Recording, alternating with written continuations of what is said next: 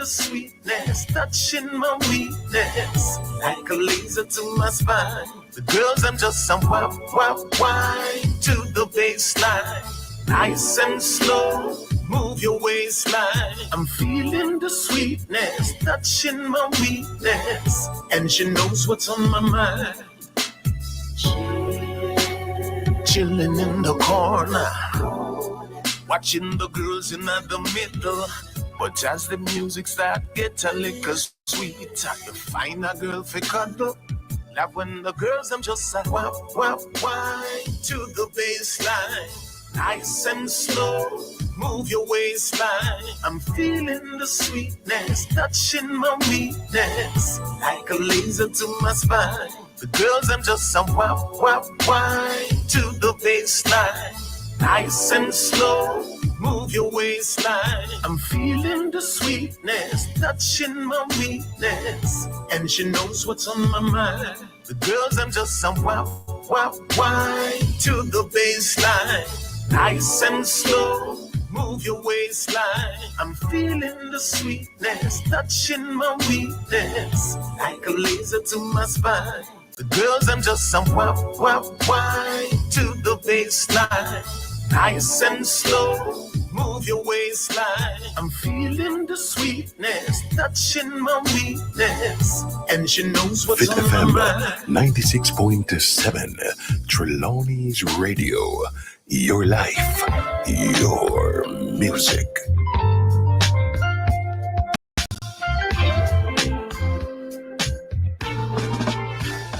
For 2 days, the 5 o'clock hour is hot on Fit FM 96.7, www.fitfmja.com. Your life, your music with Lady D, Denise Gomez, inside the zone. Catch me on Monday at 5 p.m. for the Monday Drive, keeping you in the know in the city you walk, drive, and reside. And on Friday, yes, at 5 p.m. for Center Stage, the platform where voices are heard and people connect. From abroad to yard, Trelawney, may love on you.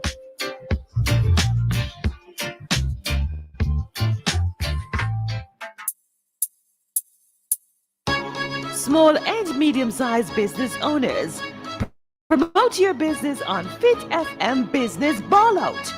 Call our sales office today at 876-377-3442 or 876-317-1991. Don't be left out. Promote your business on Fit FM Business Ball Out.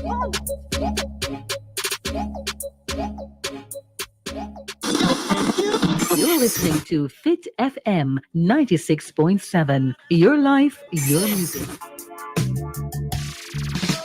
Blessings and light. This is Imara, the musical revolutionary. You're host on the community buzz on the Fit FM 96.7. Your life, your music. This and every Monday at 3 p.m. From the home to the community to the wider world.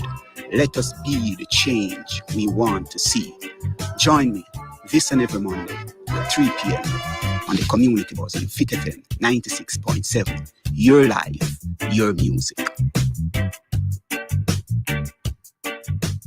Traveling down the road with a heavy load, still we never get weary yet. This is Juba White, and I am tuning into the community buzz with Imara, the musical revolutionary.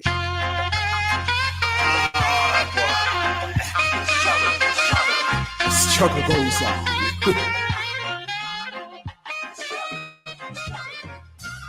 We are the builders of the pyramid. We are the builders of the stone cities of Zimbabwe. We build them White House. We build them factories. With blood, with sweat, with tears. With flesh, with bones. Them use build them economy. Now them want come con you and me with them science and them technology. We make them take with knowledge. Now them are deafly. Them are blindly. We are walk, we are ride, we are drive, we are fly. Nah look, nah see. I eyes focus on the screen of an iPhone, Galaxy, tablet, Blackberry. Wake up, look. Uno no sister them a bury with. Ancestors crying out. Them a weep, you see we heading back to slavery. Robotic, digital, technological slavery. The rich take them session, call it recession, left the world in depression.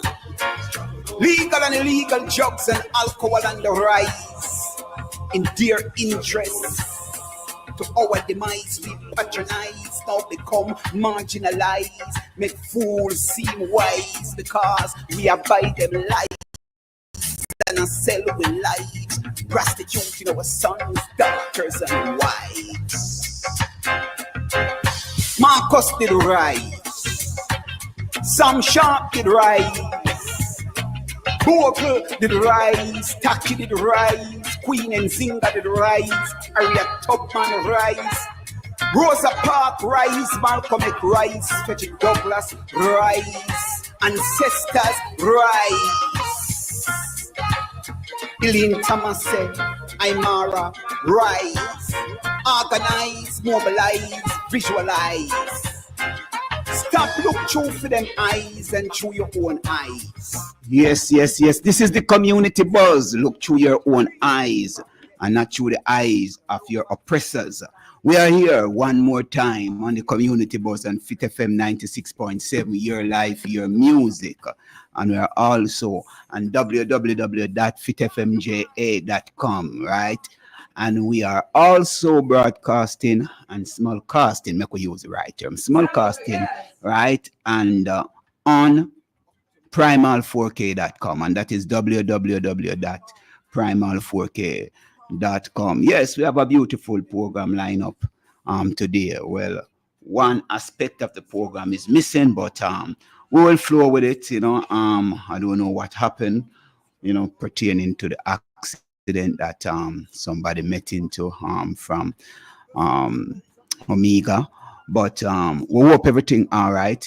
We were looking forward to having you here. But next strong anyway, we give thanks for the vibration. How was your weekend, people? Are you strong? And Julia says, you don't know weekend thing. See, some people maybe week it out, but those how was it? I hope you had a great time. And today is Monday, the 9th of the 9th, 2024. Yeah. So it's a powerful day today. Observed was 9, 9 they say is complete, right? So in the spiritual remnant of what we'll call numerology. Saying so we are here and we are giving thanks to be here. The sun kind of hot outside. How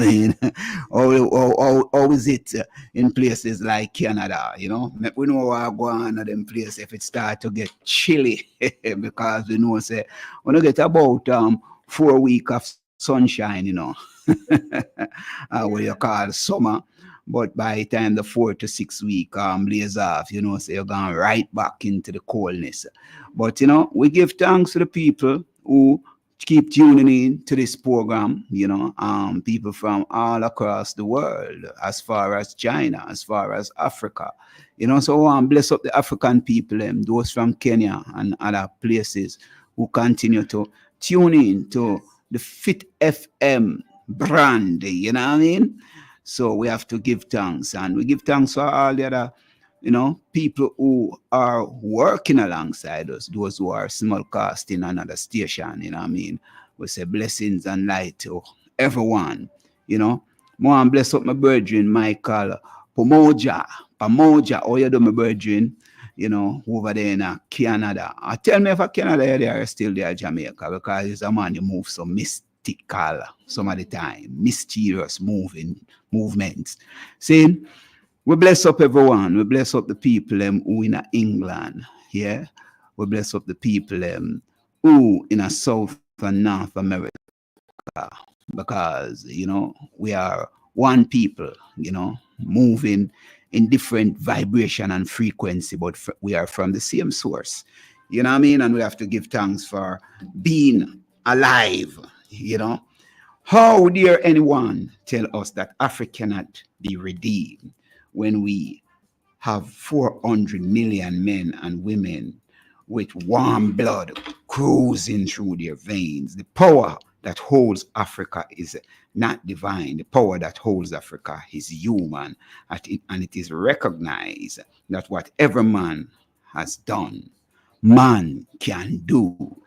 Yeah, you know, so we have to quote Marcus Garvey when we're on the Fit FM or the Community Buzz. You know what I mean? We must quote the most honorable Marcus Mosiah Garvey, and it's something that we are going to continue to do. You know what I mean? Because we are in a time where we realize our people still sleeping, you know, with a great inspirator, a great leader, a great motivator like Marcus Mosiah Garvey.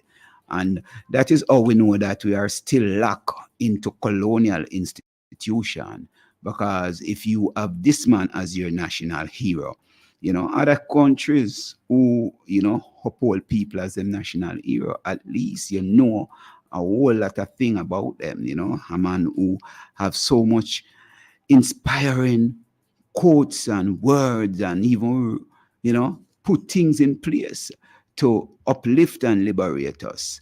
But it's quite obvious that our people are those who are in the position of leadership decide, say, no, you know, we don't want this man. Yet them say he's a national hero. What are we thinking? What are we doing? You know what I mean?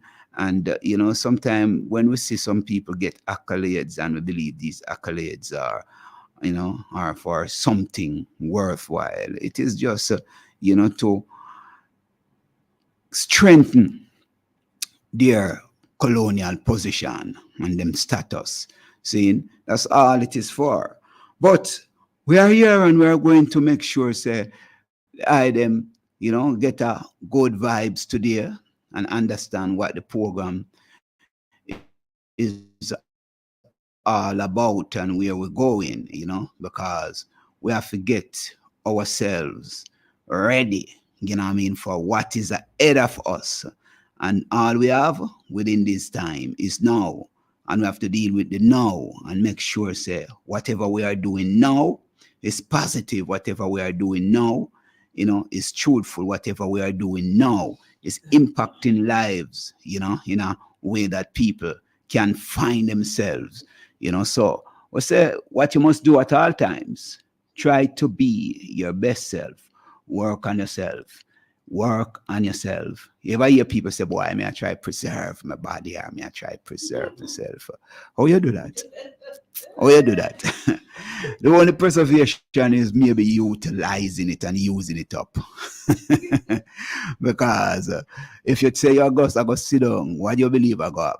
You know, them say if you don't use it, what you do? You lose it. So the best way to keep yourself going and to put yourself in work, because whatever you don't use, you will surely lose. So find a way to use up what you have to use up. You understand? Because it's the reality of life. So believe it, yes or not. It is so it go. You know what I mean? And when we ask them things, we not talk like a joke thing, you know. It's really experience, you know, you know, as a man who love my physical workout and thing, you know. If 2 or 3 days pass and you don't move, you feel like you're seized up. You understand? So, you know what I mean? Even the whole thing of moving your waistline. If you don't move your waistline, you're from there, so we are going, so you know what I mean? You have to keep moving, twisting, turning, you know what I mean? Utilize the body, utilize the mind, you know what I mean? That is another thing. It's not just the body, but, you know, try to learn something every day, you know what I mean? Try to go beyond, you know, where you are today.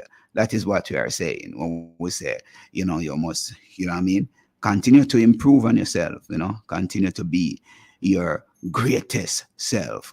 You know what I mean? Today, you are making sure that you are in your best frame of mind. Now, that's what I said.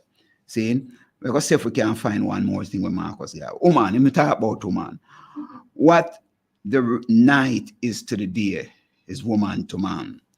The period of change that brings us light out of darkness, darkness out of light, and semi-light out of darkness are like the changes we find in woman day by day. She makes one happy, then miserable. You are to her kind, then unkind, constant yet inconstant. Thus, we have a woman no real man can do without her. You know what I mean? And that is it. You know what I mean? So I say I'm a virgin post up, man. When I'm looking at the church, oh man, the church full of women. I mean, just I say about 3 or 4 man. I am wondering what is happening. So I send a message to him. I say, brethren, what a pure man seen at the church? What the man them there? He reply and say, then either they are road or then they are prison. Or some of them dead too. You understand? Because whole heap of widow in the church. You know what I mean? So I don't know what going on, you know, but it's something that I observe. You know, I am coming across many. I don't want to say lonely, but let me use another word. Alone female. They are alone because people can be alone and they are not lonely. You know what I mean? But there are a lot of female who are alone. And I am thinking, you know, what is going to happen? You know what I mean? What is going to happen to those beautiful souls who need a companion? And some of them uncompromising. You know what I mean? So, you know, man, maybe we of course think, you know, if we get some more wealth, that we can have 2 or 3 wives, you know this thing, because that's the reality. Where it ever go? And that's why so much lies are going on, and what people call it what infidelity. I don't know, but it's the environment is set up for that, and that's the reality. And what can we say? You know, life still that way there. You know, because when you look in a church and you see so much woman with just a handful of man. And when you look the handful of man, them, I don't know if them can even manage one. Because that's an old man. See, recently I was talking to a sister and I said, boy, you know, she don't want no more church, man. I said, what? You know, and she's a church woman, you know, past that. So me, I said, what you saying? No, she said, no, I don't need any more church, man, you know. We have to start them things, you know, because, you know, it's a part of our community. And these things are affecting our communities, you know. So, you know, although people may be thinking, what am I talking at the community boss? But, yeah, it is about family. You know, it is about, you know, the things that we need to have a nation, you know, functioning effectively. The family unit, all of these things are a part of what we are agitating and advocating for, you know, the best of the best within us, how we can elevate ourselves, you know, in a unified way.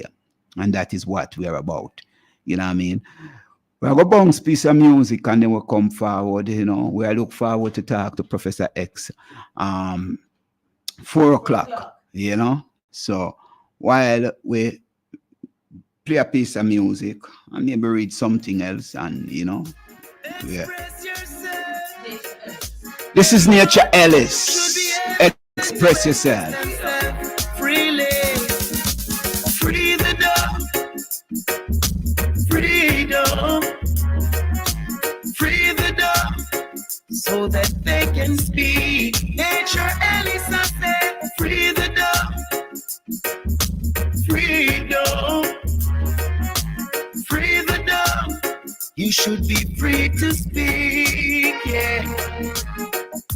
We need free speech so that the messenger can teach. So the people realize their crooked lives. Free up your messenger so Jaja works can reach ya. Free up your messenger, messenger of truth and rights, yeah. Free the dog, freedom. so that they can speak. Yeah, free the dumb, freedom, free the dumb. You should be free to speak. Yeah, free like a Marcos speech, like Zoela's lyrics. Free like Malcolm X and Martin Luther King's speech. So many lose their lives because they speak the truth. Malcolm X and Martin Luther King got executed, but still we have free the dumb. Freedom, freedom, so they can speak. Free the dumb, freedom, free the dumb, so that they can speak. Aye. Yes, the Orthodox teach so you can. Yes, them say free the dumb. The man called Nature Ellis, you know. And you know, say I said it last week, and me a follow her. Me really a follow her. You know why me a follow her? Because I believe it's the only politician right now, me say, I make sense in Jamaica. Lisa Anna. Because, yeah, me not go around it. Because she's highlighting some things, and I don't know if people are paying attention, you know, to the things them that, well, the people may be going through the situation, understanding what is happening, you know what I mean? But the other side of it, how we fix it, yeah? Because the people, them really, some of the people, them know what is happening because it's day in and day out. They are facing these challenges. One day somebody text me and tell me, say, boy, she just left the market and, you know, her blood pressure gone up. You know what I mean? Because how things, you know, gone up, the whole thing. You know, the whole thing after burial, you know, when you go buy all the Hannah banana, you know. And one of the things I realize, I don't even know if the things them go down back. See, because this is how it come like the eagles are the vendors them now farm a truce, you know. So you go to one and them say $800 while you go on this are the same thing right through the market. You understand? And we say even an unripe banana, you know, at $900. And I even like say them wholesome. When you look upon them, then if still upon the tree are fit, you know. And that is another thing where enough people don't even understand, you know, fit banana from a banana that is force ripe, you know. And them thing that here people are talking about cancer. We're going to talk about that later, you know. But we going to find ourselves with more sick people, you know, with people going to suffer all kind of illness because you see this thing when you have money, you know, everybody wants it so much that they don't even care where they must sell people, you know what I mean? And when you look on some of the food, them, you know, when you're going to the market, when you look on some stall, you wonder what them people are dealing with because some things are dash way, some things in the garbage dump, but them still the one side of the stall, like them hope somebody to take it up or buy it or carry it home. It is not. Did you see the video circulating with the policeman confiscating a stall in the market? I'm not sure which market, but it is circulating, you know, infested with roaches and everything, you know, nice vegetables. And you should see the stall, Imara. The roaches are run up and down all over, you know, and, you know. but that is not even a policeman's job. Exactly. It's supposed to be what they call the sanitary inspectors. But them there a long time and never see them kind of people. Right. You know what I mean? Yes. You know, what is sanitary inspectors? Because if we did have, I am telling you, you know, so many things, you know, in a Jamaica were just gone, where they dead there to protect even the health of the people. And this is something, Mr. Lisa Anna, let me read it. Let's remove the 20% import tariff, our duties on sanitary napkins, tampons, and other basic essential that the population must consume. Maybe we can increase the taxes on Viagra to supplement the loss of revenue. Alternatively, we can use the duty collected to provide free packs of feminine napkins to our girls in our schools. Example, Kenya, South Africa, Botswana, and New Zealand. Close to 50% of our population are females. Close to 50% of our householders are headed by women. And remarkably, close to 60% of managers in Jamaica are female. Yet the cost of being female is still exceptionally high. The cost of being female is exceptionally high. Let that sink in. Amid the parliament having the highest percentage of women in its history, I continue to feel like I am wandering in a house of darkness, looking for the switch of support on many of these issues. Some estimate that a woman uses 11,000 to 15,000 sanitary products. The sad reality is that many young girls get involved in transactional sex to be able to afford personal hygiene and menstrual products. Legislation was created in the European Union to allow its member states to apply super discount tax rate to feminine hygiene products. Ending period. Poverty in Jamaica is a policy and a budget issue, right? We have to look on these things. I'm saying one of the reasons why I say I follow her because she's making sense. She's pointing out some things that are affecting our people, and that is good. To highlight these issues, but. What are the mechanisms? What are the steps? Are the things that we are going to put in place? To make sure, say, these things that is so essential to the lives of our people, or we deal with it, that we can find a better way, because hygiene is very important, and them say the pride of a woman, if the woman don't have pride in herself, then what the nation will be like, because she's a nurturer of a nation, so this is the things that we have to look on, as a people, as a community, how we are going to deal with the things that are affecting people day in, day out, and this is we say we continue to wonder, where's really the opposition, what the opposition is saying, what they are doing, and years ago, before the election of 2011, I was talking, God bless him soul, he's on the other side now with the ancestors. I was talking to a good friend of mine, Delano Franklin. At the time, he was the advisor to Portia Simpson Miller. And he said, Amara, maybe the PMP will win the election, but they are going to win by default. And I said, wow. And I said, there is no difference between the PMP and the GLP.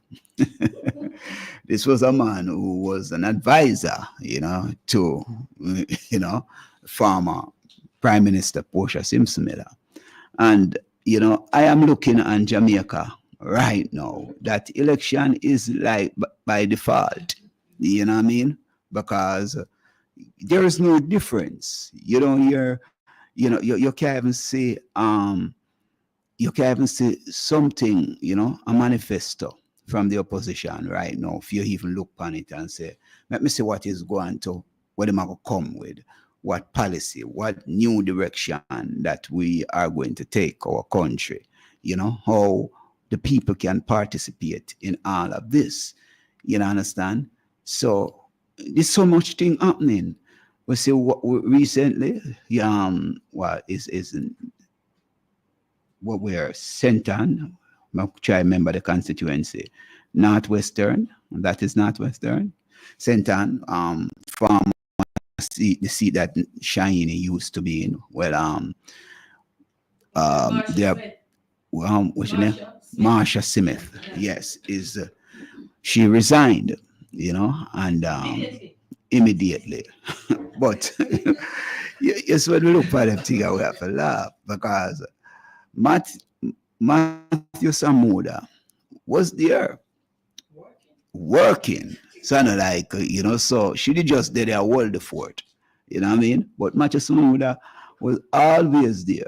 Working, according to Portia. See? And immediate resignation handed to the Prime Minister. And within days, the Prime Minister announced a by-election. And we're looking at other constituency. We are looking at Southern Trelawney. We don't have an MP for the last maybe about a year now. We don't hear no by-election call up there, so. See, so people are looking at all these things. You understand?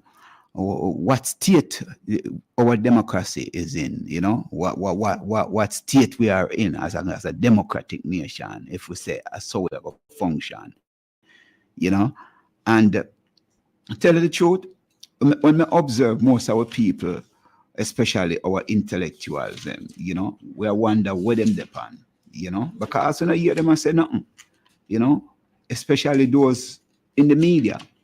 They're not saying one thing. You understand? I was listening to something one day, I have to laugh, that our intellectual, what we have now is intellectual prostitutes, because they don't understand how to be themselves. They have been used by certain forces who control what them say, how them say it, especially in media, so sometimes you see people say certain things in the media, and when we look now, we see everything is fact checking. You understand?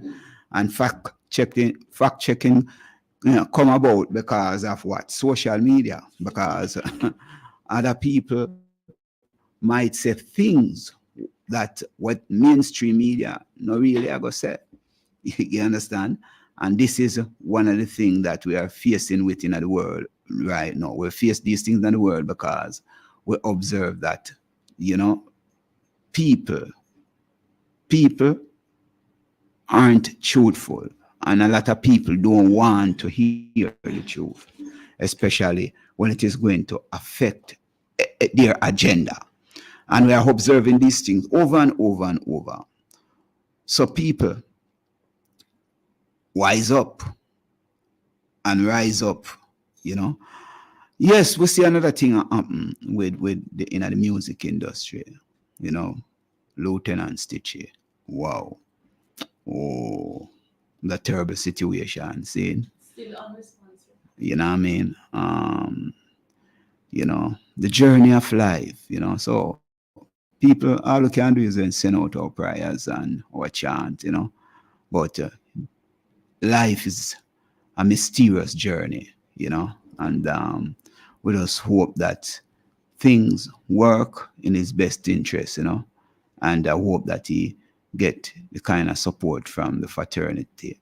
We give thanks to people like Sprague Benz, and we give thanks to people like Bounty Killer. We see them on the front line, Axe King, the Minister of Culture, to at least come up with some fundraising concert or something. They even tag the Prime Minister, to see what can be done, to raise the necessary fund. Them say over 100,000 US needed, to deal with all of the things and the hospital bills and such the like, But Long-term care. Long-term care, yeah. So we don't know what is going to happen, but those of us who maybe can contribute $1 or $2, we could do it, he made a great contribution to the industry, and not just to the industry, but as an artist, I believe, is not one of them where people can say, boy, go out there and sing any derogatory thing, you know. He's a artist who upholds certain principle, and he's a minister of religion, you know, and we have to give him that, you know. He's somebody who was always on the battlefield seeking soul for the Christ, yeah. And irrespective of how people might think, you know, I believe everyone, after them go through them own trial and them own testing, you know, they're always trying to find them way. You know what I mean? And I believe is a virgin who maybe genuinely, you know, trying to find his way.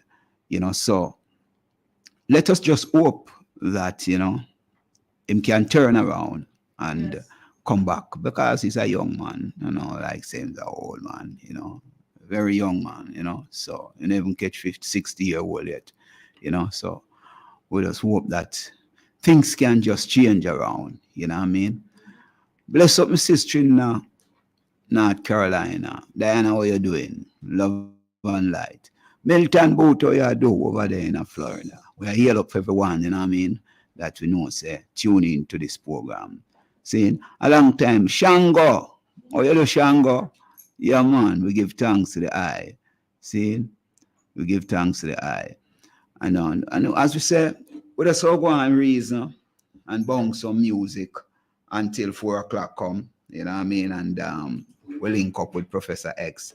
So here we go with another piece of music and we'll come forward and read something. Then all right. Thank you. But how can I forget? Thank you for being my father. Thank you for being my friend. Thank you for being my God, and nobody else won't do. Thank you for being my father. Thank you for being my friend. Thank you for being my God, and nobody else won't do, no. If I should walk 1,000 miles or a million miles or more, I'd never find in anyone what I found in you. With all their worldly charm and with all their pretty smile, nothing I desire more than to be with you. So I say thank you for being my father. Thank you for being my friend. Thank you for being my God, and nobody else won't do. Thank you for being my father. Thank you for being my friend. Thank you for being my God, and nobody else won't do. No, I don't drive a fast car, nor do I try to live like a millionaire. God bless me, 'cause I've tried my best. I won't settle for less. No, where the road of life may take me, I don't know, I'm not so sure. But wherever my Savior leads me, I will follow. Fit FM 96.7. 96.7. Duncan Strelorny. Fit FM 96.7. Trelawny's Radio. I'm the wise, I'm the progressive. Stitches heavy. Follow that again now. Come now. Yes, it a me planet, a me great ambition. Yes, it a me planet, a me great ambition. Yes, it a me planet, a me great ambition. Yes, it a me planet, a me great ambition. When I was just a little boy, I asked my mama, what will I be? Will I be a singer or a MC? And this is what she says to me. Que sera, sera. Whatever will be, will be. The future's not ours to see. Stitchy, just wait and see. So here where we do. Get up very early, do some exercising. Get myself ready, go to school in the morning. When school done, me come home in the evening. Use pen and paper, lot of lyrics me writing. As me graduate, me gone in entertaining. Mash it up a yard, them send me over foreign. Intelligent lyricist, that's stitchy talking. Oh, if you hear it, keeps chanting. If you in the dance hall and you hear it, keep your hands clapping and keep jumping. Your Lieutenant Stitchy, sickle parrot. Right now, Mr. Stitchy, I got hell, you know something. Yes, it on me planet, on me rhythm, be shan shan shan. Yes, it on me planet, on me rhythm, be shan shan shan shan shan shan shan shan shan. Come now, yes, it on me planet, on me rhythm, be shan shan. Yes, it on me planet, on me rhythm, be shan. Yes, it on me planet, on me rhythm, be shan. Yes, it on me planet, on me rhythm, be shan. When I was just a little boy, I asked my mama where will I live? Will I live in a mansion or on the street? And this is what she says to me. Que sera, sera, whatever will be. Yeah, man. You're the artist, yeah, man. The great Lieutenant Stitchy. I tell you, one of the cleanest voice in DJing. You never have a question what Stitchy has said, you know? You know what I mean? Diction, the words, you know what I mean? Yeah. Yeah, man. And you know, what I'm saying was a biology teacher. Yeah? Yeah. Marcus Garvey said, preparedness is the watchword of this age. For us as a race to remain as we have been in the past, divided among ourselves, parochializing, insularizing, and nationalizing our activities as subjects and citizens of the many alien races and governments under which we live, is but to hold ourselves in readiness for the great catastrophe that is bound to come, that of the racial extermination at the hands of the stronger race, the race that will be fit to survive. So we have to know who is the stronger, and we can just continue to find ourselves at the foot of the ladder as a people. You understand? We have to rise. We have to rise up above all of the challenges, all of the difficulties that we are facing within these times, because we see it happening right across the world. You know, we see where, you know, so many things taking place, and we still don't have a united, you know, nation of African people, you know, that is taking control of all the resources that we have. We are talking about the human resources. We are talking about the resources beneath our feet, you know, the resources beneath our feet, you know, and under the soil. You know, we realize that, you know, I would observe even Jamaica. Everywhere you look around, you see, and this is something what we call development. What is development? When you look all around you, you see some building that go up, you see all kind of infrastructure, you know, going up, physical infrastructure. But how we go and feed ourselves? Especially when you look and you realize it's some prime farmland, you know, people are put all sort of concrete pan, you know, and we see where the world is shifting right now, where, you know, those who control the industry will control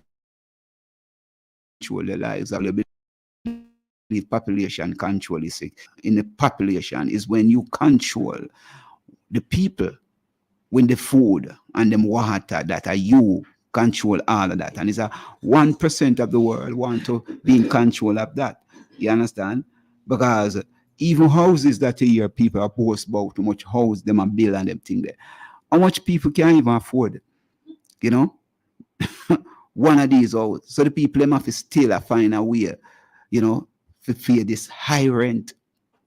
And then this the system pertaining to mortgage and all of these things, you know, is 3-4 generations before you pay off for one house. And more they are implementing policies that you maybe have to pay a lifetime, or some of them think they not even 5 generations can pay it off because taxes and all of these things, you know. And this is what we are saying. If we are going to think about a world where there is equity and egalitarian system, because we always have to observe the system where we kind of live in. And I believe people get so, you know, laid back. Nobody, we don't even hear the voices of revolutionaries anymore. You know, there was a time when we hear the great Kwame Ture and all of these people standing up, you know, Malcolm X, you know what I mean? Standing up, Stephen Biko. We have to look on the names that we really want to call because some of them sell out. Seeing people like Walter Rodney, you know what I mean? Maurice Bishop, Fidel Castro, you know, want to see a structure or a system in the world that the workers, those who are out there putting in the work, right, to have a decent life, to, you know, make sure, say, you know, go home and I wonder how you're going to eat. You know, sit down and you wonder, say, boy, you're going to become homeless because you can't pay your rent. Or you're going to become homeless because you can't pay your mortgage. You know, and we're looking in the great United States of America, where the amount of homeless people up on the street right now, saying, even after this after what you call the pandemic, yeah, saying, more people are on the streets of America right now, homeless, because of what? You know, what kind of society is that? And you boast about democracy so much. You boast about this system, this system where people can, you know, live a great life. But it is just a dream because most of the people have to live by medication day in and day out. Your people are talking about mental health is on the rise because of this kind of tension. You know, people worry every day how them are going to send their children to school, how them are going to survive, how them are going to feed themselves. Then worry about the medical bill, you know. And some of these things are just some psychological torturing that is taking place because them put in so much, them push these things on you every day that rather than just live, you think about medical bill. Just think about it. You don't even sick, you know. But you think, say, boy, and you work that if one day me get sick. Wow. What kind of mindset that? You know what I mean? You think about sickness, you know.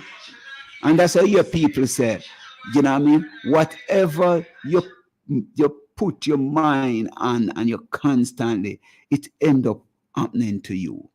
Because the structure then drives so much fear inside of you because of the structure that them put in place.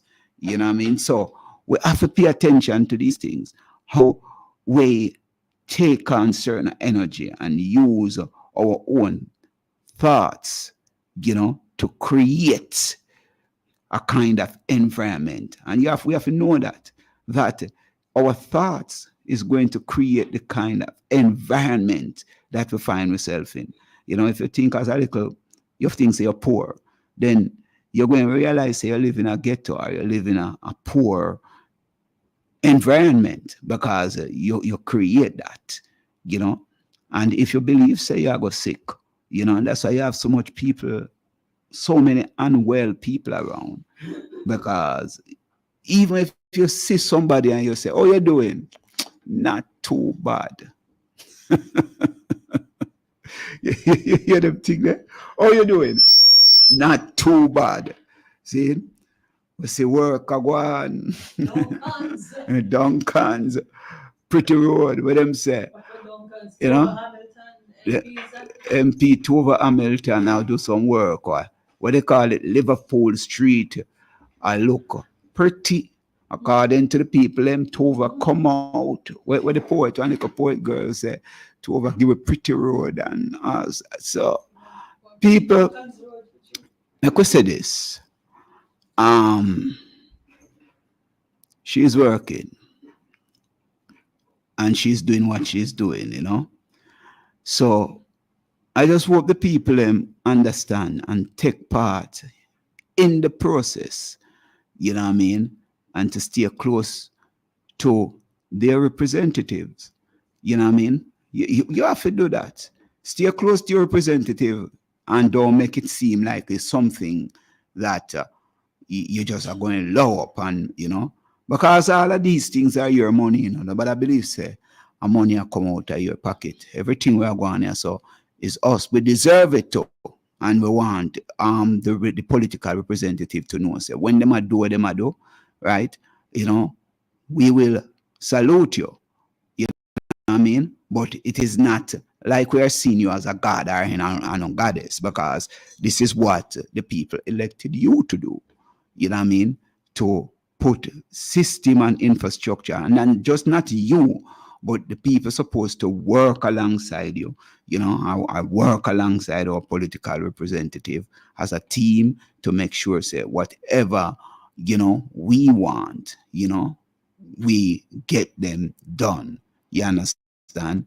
So, as we say, infrastructure is good, and we give thanks for infrastructure, but as we say, human development is the most important. And we want the people to understand how much you are going to lift yourself out of a certain kind of mindset, pertaining to, seeing politicians as your God, or, we need to know as a politician come from among us. And any one of us maybe who have that ability, can step up front, and make a contribution. You know what I mean? So we give thanks. The people in Liverpool Street, must feel good, to see what is happening. I wonder how long since they have no road up there. Road just wasn't in good condition because it's right by the Baptist church. Okay. Going up there, so up to looks good, and I hope we can get rid of the hogs them in the town, because boy, the hogs them and the goat them, the hogs them. Tell you, they're not pound again. Me don't know, brother. But the hogs them big like cows. There are so many systems, right, used to the boat that to take care of these things. We don't know where the resources to fund these things gone, Sanitary inspector, we don't see them more than so, you know what I mean? And we're talking about the animal them that is like a nuisance on the road right now. You know much people about 2 years ago saying a horse jumping on my car, bust up my windscreen. Saying, I tell you, saying so, and it just goes so. Me have to fix it back, because the house not going about the business, and I 11 o'clock at night, and a whole heap of people, and no, a whole heap of people from sentence coming into Trelawney, a whole heap of people, got into accident because of animals. You understand? Then just dip on the road, So we are saying to the people who, are farmers. I don't know if you have a farm in that. If you raise livestock, you must have somewhere to put your livestock. You must protect them, that them don't come out. And just a while ago, me even a driver come down and a whole heap of goat. They like the man and just have them animal and then just let them go. And then go in a people's yard, and them they're all about the place. You know what I mean? If you're going into farming, like you're going to raise animal, you're going to raise goat, you're going to whatever, you know what I mean? Or whatever. You must have a proper place, you know what I mean? To raise them. You can't just have them just Lego all about the place like that. You know what I mean? So we give thanks. Say last time we have a brethren Big Stone, and we talk about prostate cancer. I hope he's there waiting for us. I know he's a busy man. But this, in a few minutes from now, we hope to talk with Professor X. See? And because we have to pay attention to this thing when you prostate cancer. See? I observe that, I don't know what Big Stone depending on. Big Stone, I don't want you have no campaign for Aki, if you're going like say Aki are the main cause of prostate cancer, And I just see a video with Big Stone there somewhere in a Trelawney, and somebody talk about stop eating Aki, me I go and eat Aki same way, seeing, and and we are going to keep exercising. And one of the things we must do, You know what I mean? Let me see if I can find this, that I can read it. I believe I sent it to him last week after someone shared this with me. You know, somebody who was listening to the program. See, and let me read it.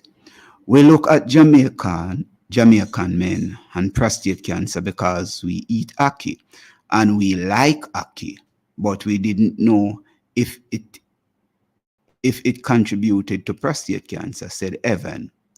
There was no correlation, so you can eat your ackee in peace and feel comfortable before there was a notion that there was a correlation. That project is complete, and what it suggests is that there's nothing to support that. What he said. Somebody was listening to it. Eat ackee, no prostate cancer from food. Chase research. Okay. Research sponsored by non-profit organization and culture, health, art, sport, education, fund aimed at discovering if Jamaica national fruit ackee causes prostate cancer in men, has returned result indicating that it is indeed safe to consume the fruit. Okay. So that was Billy Evans. You know, they did this research pertaining to prostate cancer and see if ackee is a correlation with the whole thing of prostate cancer. Well, let me say it's not. You understand? And we have to pay attention to these things, you know. We have to pay attention to these things because we don't want. What about the other things that you used to eat? What about the things that you never used to do? You know what I mean? Because that is one of the things. You have to pay attention to the treatment that you are now getting. All right? And if you are getting a kind of treatment and the treatment bring you right back to your fullness, you realize that is how you're supposed to eat and drink and live. Because especially if it is what you call natural treatment, you know, you're supposed to realize there's something that I was doing with my body. Now my blood clean up, you know, I'm a dip on a level right now. If you did have stage 4 cancer and in less than a year, you know what I mean, base up on just what you're changing your diet, you know, you realize that you have to realize, you know. What do you call it, Professor? Yeah. So we want the ones them to understand. Don't go around and spread the propaganda about this ackee thing. You understand? You know, I'm a virgin, but we have and we give thanks that you was here. But you know, we have to come to certain reality. You know, if there's no conclusive fact about the ackee thing, we can't continue to talk about that. Yeah. Yeah. Community Buzz and Fit FM 96.7, your life, your music. People, you can call in, you know. You can share your views and whatever happening in your community. We have said this, our WhatsApp, and it is 876-478-9144, 876-513-6668. Yeah, it's a Community Buzz and Fit FM 96.7, your life, your music. Yes, and I'm there, yeah, we're there upon the buzz, right?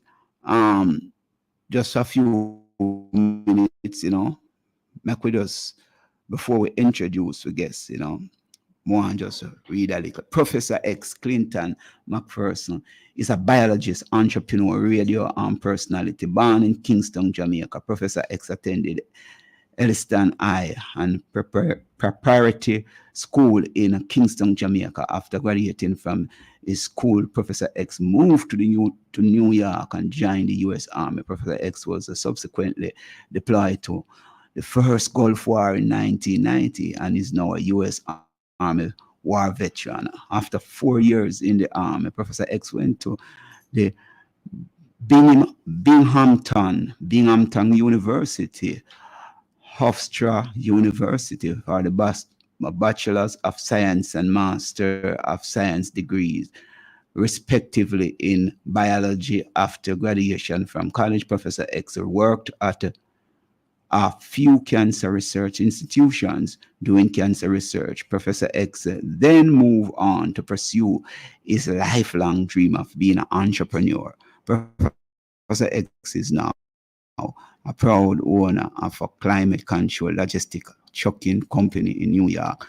We'll hear more from him, So we give thanks, for having Professor X on the community buzz. He's there now. Love and light, my brethren, Professor X. I'm not hearing him. Love and light. Love and light, Professor X. You can hear him. I'm not hearing him.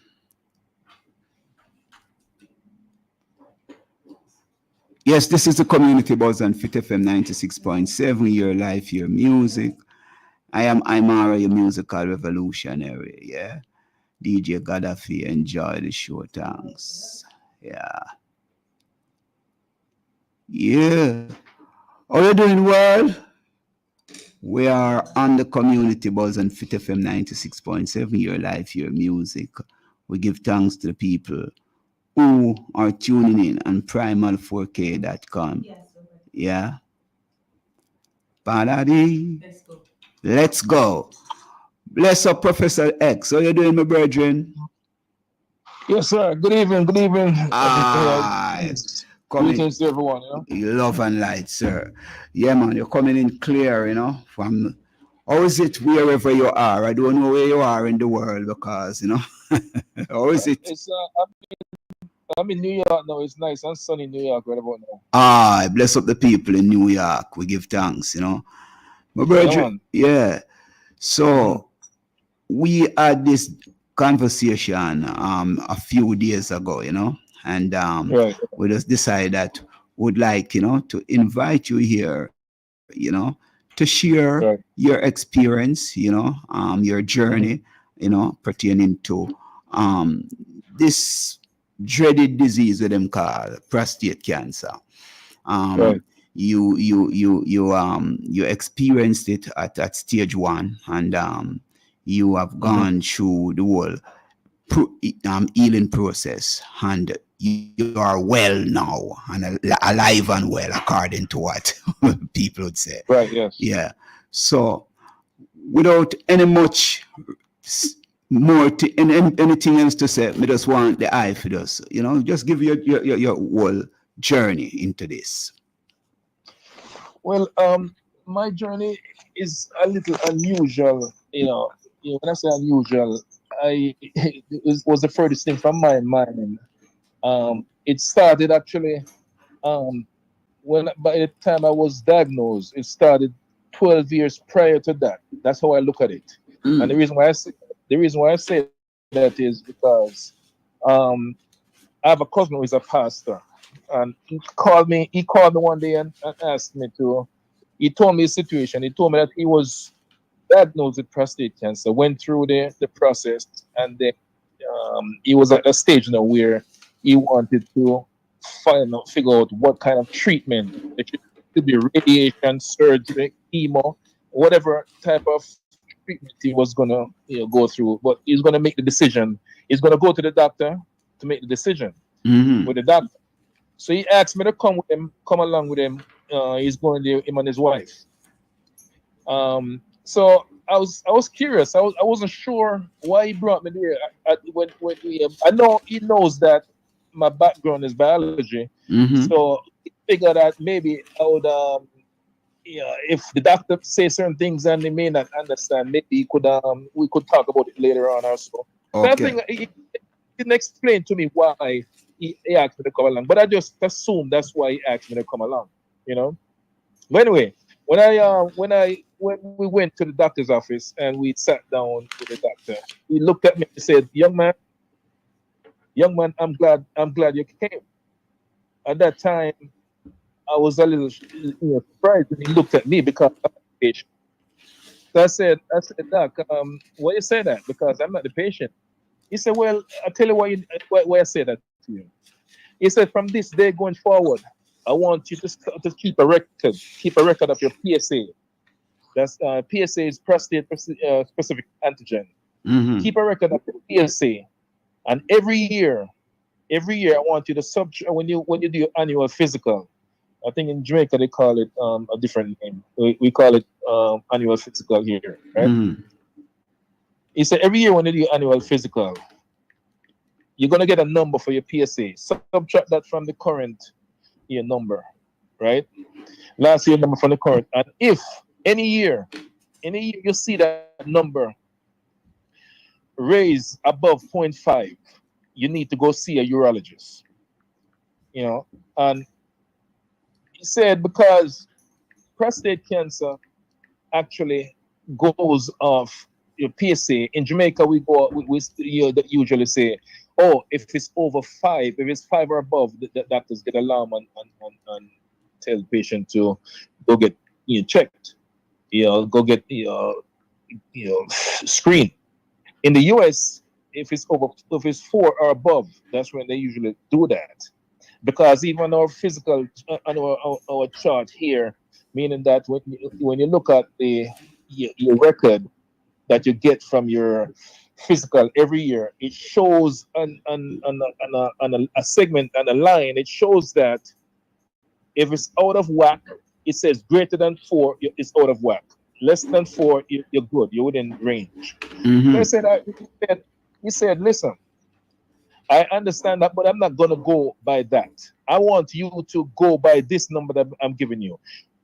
Use this number and go by if it's above 0.5 when you subtract it per year every year, because I'm involved with research and I'm an expert at this and I know what I'm talking about. So I trust what he said, because this is the doctor that if you're in the New York region, and you definitely will hear about Dr. Carlton Barnesville, Mm-hmm. and so it's a name that we know and trust. So I use that as a guide. I said, all right, no problem, doc. So what I did when I went home, I went on my computer and I opened up Excel spreadsheet, and I pulled my medical record for the past as far back as I could go, and I started to plug in on the x-axis. On the x-axis, I started plugging the year, and on the y-axis, I started to plug in my PSA result for each year, and start keeping a record of it, right? So I was doing that for quite a few years, so about almost 12 years, Mm-mm. right?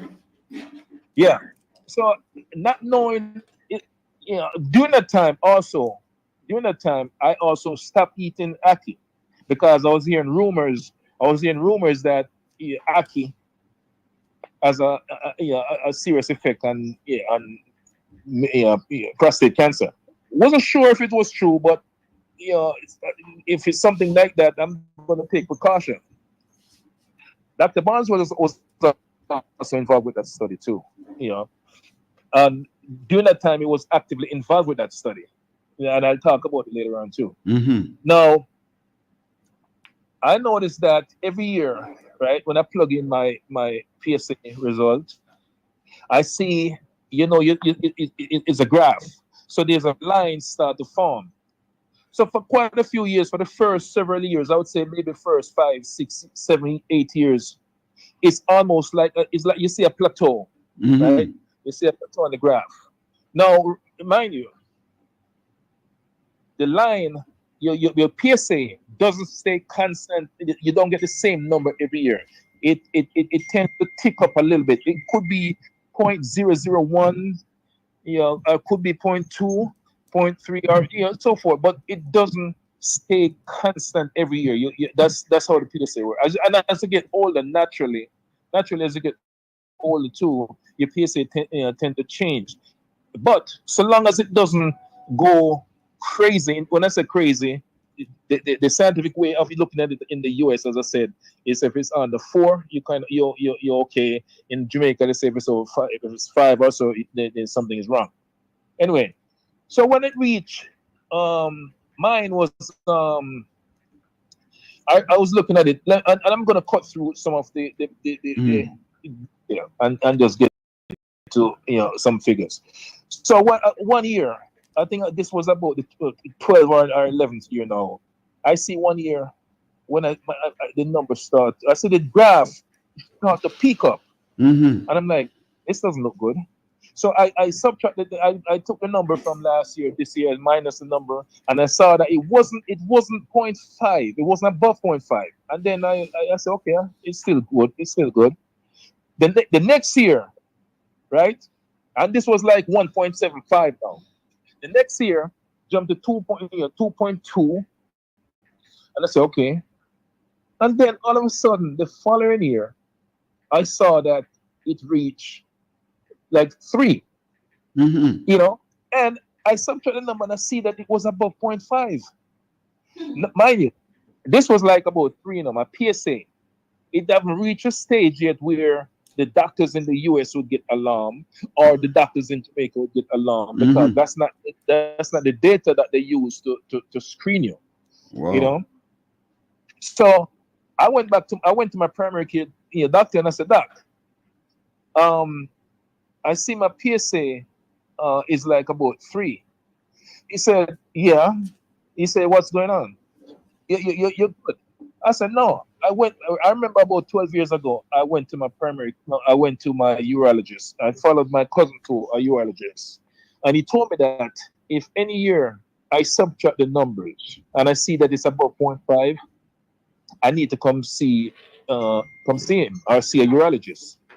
And when I checked it, I realized that it's above 0.5. He said, yes, it's above 0.5, but your PSA, your raw PSA, is about 3, which you're still good. I said, that's okay. Well, I still need a referral. Just give me a referral. Let me go see him. And he did. So I went to, I got the referral, went to see Dr. Carlton Barneswell, and he took the result. But what he did his own PSA test also. He told me to come back within 2 weeks, because what happened is you can drink, eat, or consume something that spike your PSA, because especially if you a lot of the men who consume a lot of aphrodisiac stuff, or just eat normal eating stuff, it can spike it. Whatever, it can be an infection that spike it.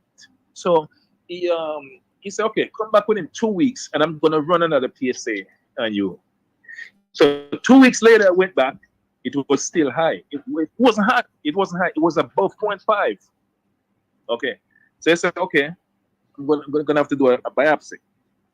It did a biopsy, and lo and behold, I was diagnosed with stage 1 prostate cancer. Right?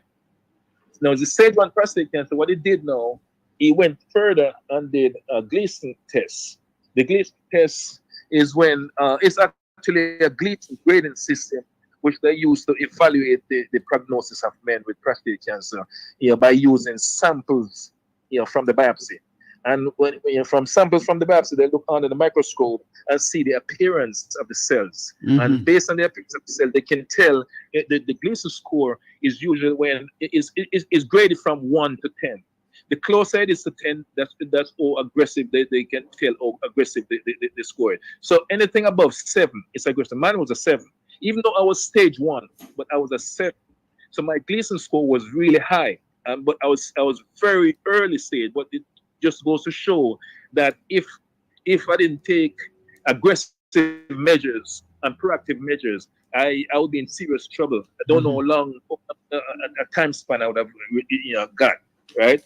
So I went on to do some research, because I spoke to him. I said, okay, I'm trying to find out where I need to go, to what kind, and I was trying to figure out what I need to do in terms of treatment, all that good stuff. I thought about the holistic side of it, and based on the fact that I'm coming from a background of science research, and I'm like, at this stage, I'm not sure if the holistic side is going to work for me.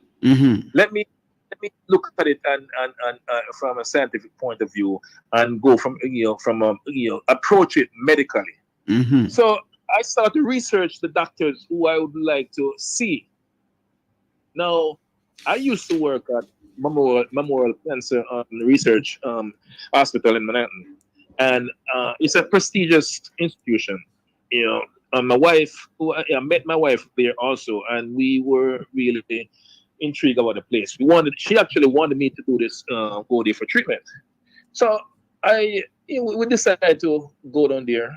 Actually, we decided to go a few places first, but wanted to go to Memorial last because we want to get the opinion of different doctors to see what they say. Because I'm a person like that. I like to, I'm not the person who a doctor tell me something and I just jump and say, "Oh yeah, go ahead." No, I question a doctor. When I went to Memorial, I spoke to the doctor. I brought my Excel spreadsheet printout, and I gave it to him. And he was really impressed to see that he's never seen it before.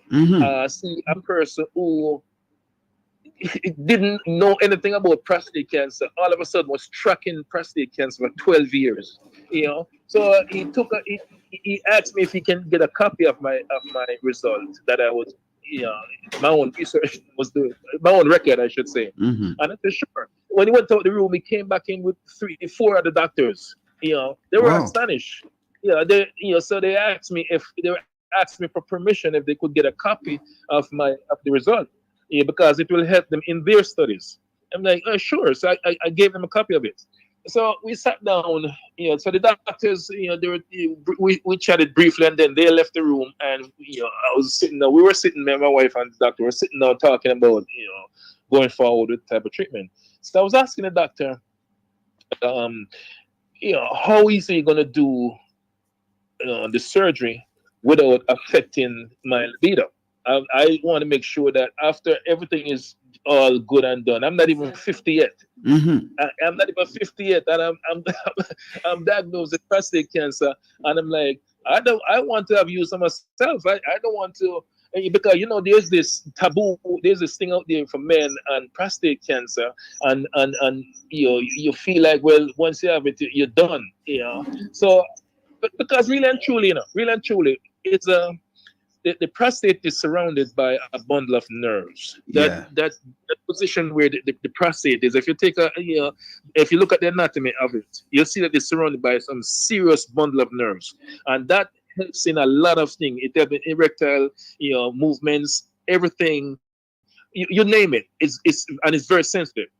So I want to make sure that after all treatments are completed, I'll be fine. I asked the doctor his approach, and I didn't like his answer, because he's telling me that sometimes when we do these operations, and maybe he was correct, but I just didn't like his answer. He said sometimes when we do these operations, sometimes you stretch and maybe pull, and sometimes the nerves damage. And once he didn't sound confident to me. He sounded like he's you know what, you could have some problems, and listen, I wanted to stop the conversation immediately. After the conversation was over, I told my wife, I said, listen to me, this doctor cannot touch me. I don't want this doctor to touch me. I don't care what kind of credential he has or whatever. I don't want to see this doctor again. So anyway, we left, and then I started doing some more research, and I found this doctor named Dr. Ash Tiwari. He was working at Cornell Hospital in Manhattan. He transferred to Mount Sinai. I realized he's at Mount Sinai, so I went there to see him. My wife and I went there, and we sat down, we talked, and I posed the same question, to the doctor. And that doctor pulled out a piece of paper and his pencil, and he did that thing so fast. He drew the prostate. He showed me. He said, I said, listen, I'm not asking you how you do your surgery or what you do. I just want you to explain to me how you're going to approach it, so I feel confident in your approach. And when he laid it out to me, I said, listen, I approach it from this way, from the dorsal position, and go up, and this is what we do. when the conversation was over, I told my wife, I said, listen, if this doctor ready to do surgery tomorrow morning in the hallway, I'm ready. You know?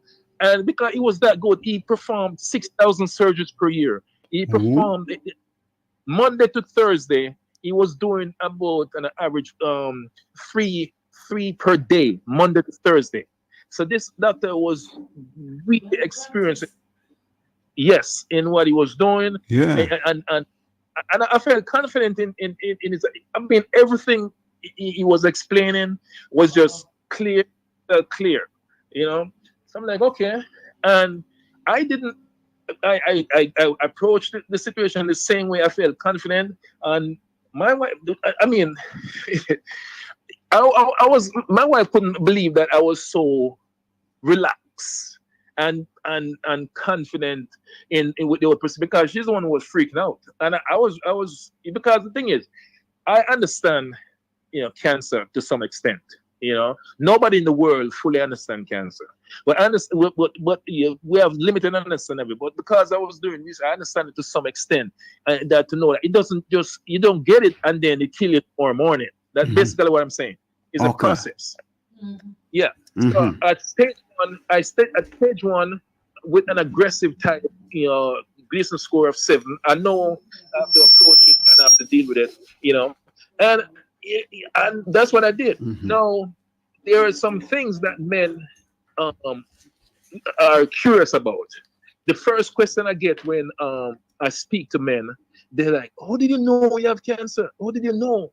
I said, "Listen, did you feel pain, see any signs, symptoms, anything?" I said, no. No, at no point was I seeing, experiencing, feeling anything, nothing. All I did was just observing the numbers I was plugging in on my Excel spreadsheet and looking at the numbers and see when it went above 0.5 when I subtracted the last year from this year result. That's all I did. Now, some guys and some doctors will tell you, yeah, when you do your annual PSA or your annual physical, we'll do a digital or finger test. No. Well, in the US, they don't do that anymore. They don't do that digital. They do it, but not initially. When I say not initially, when you do annual physical, all they use is a blood. Is a sample of the blood, and that will give them the result. Now, if that number spike or they see that it is high, then they'll do the digital. You know, but in my case, even after the digital test, my prostate was still normal, like the average normal person. It didn't move. It wasn't swollen. There was nothing. As I said, it was just stage 1. Didn't move.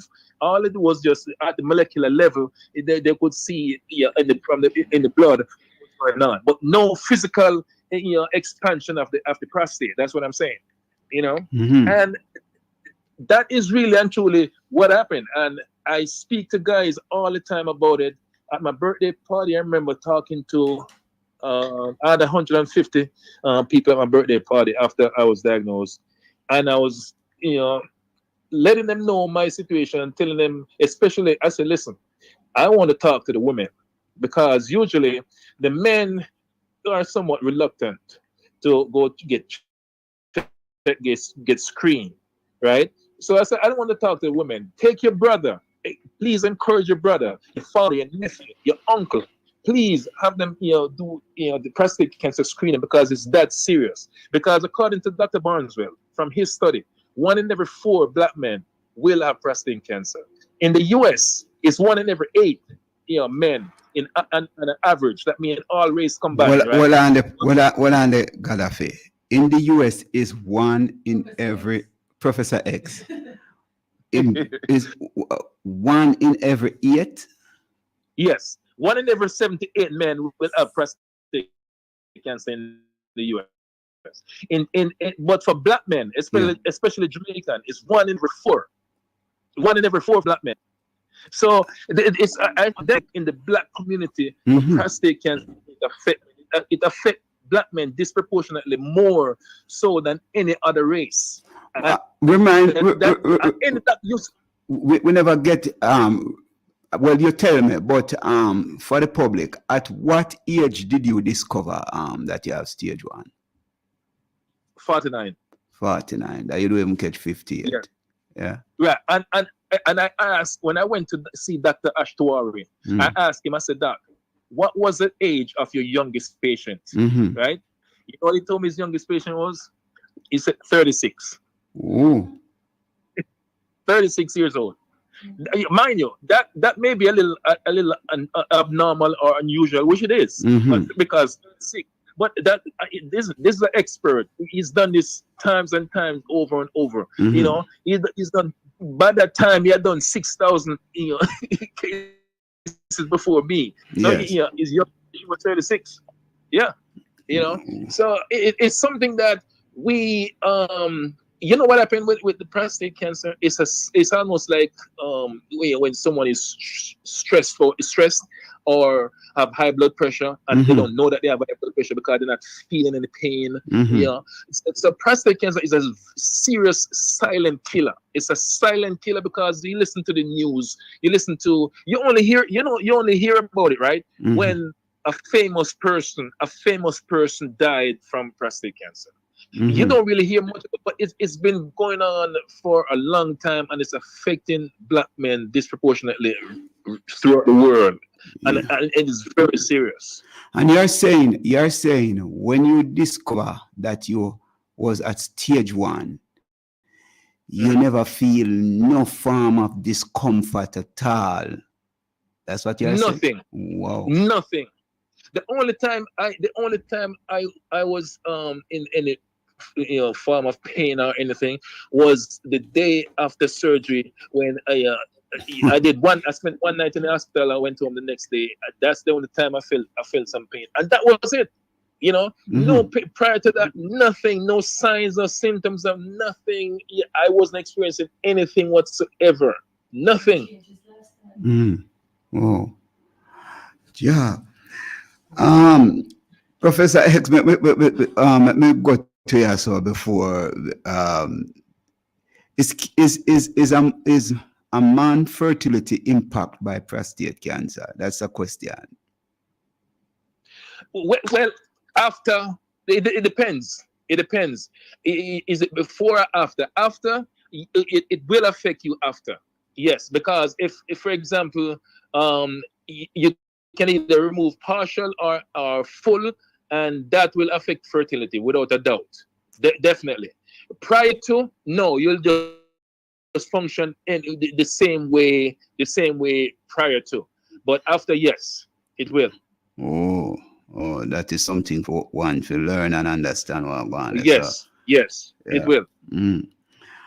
All right, so the surgery procedure.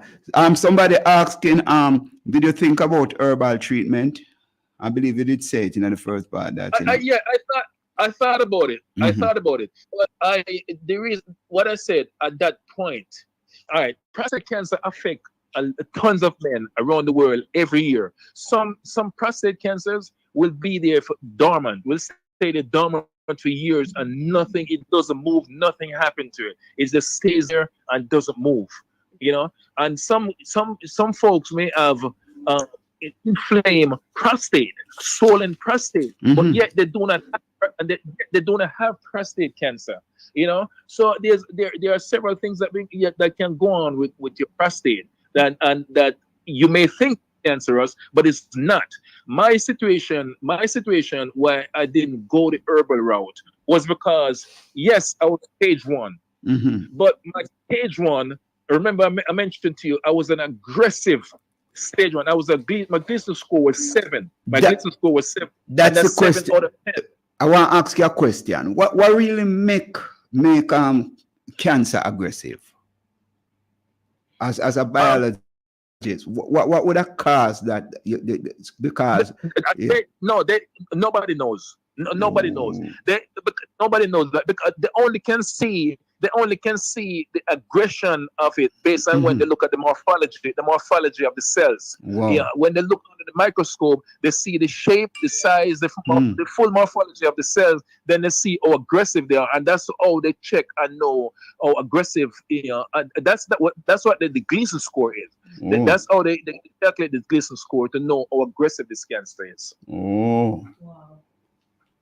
So it's not like they say, okay, this study is going to show this. No, they look at the cells. That's what they do.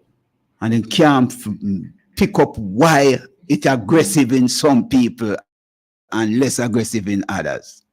Don't know, because some people, as I mentioned, will have, especially folks outside our race, they'll have cancer. They'll have, some folks may have cancer, right? And the doctor may see that the cancer is not moving too much, especially if they're up in their late 70s or 80s. Yeah. And the doctor may say, let's pause on this for you and watch it a little bit. And if it's not moving, if it's not doing anything, a doctor's not going to recommend you doing anything either if it's not an aggressive form of cancer. They see that it's not moving or not doing anything. They're not going to recommend you do surgery or chemo. They'll tell you, they put the suggestion to you, give you the option. Yeah. But for the most part, they'll just say, okay, your Gleason score is really low. And from what we're seeing, we checked you from last 2, 3, 4 years and it still does not move.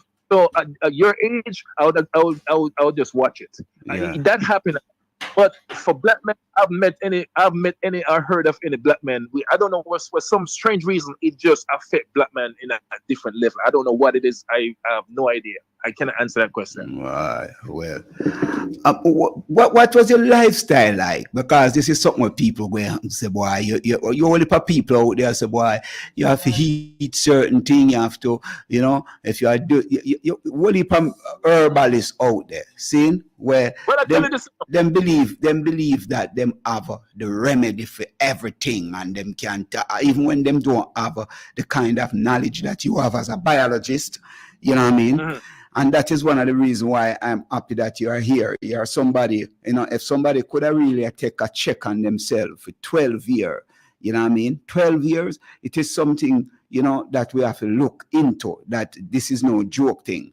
Now, a whole heap of people say, boy, if you exercise right, if you eat this kind of food, if you keep an alkaline body, cancer can't stay in your cell and all of these things. Now, talk to us, Professor X. What was your lifestyle like before you discover that you have this aggressive kind of cancer?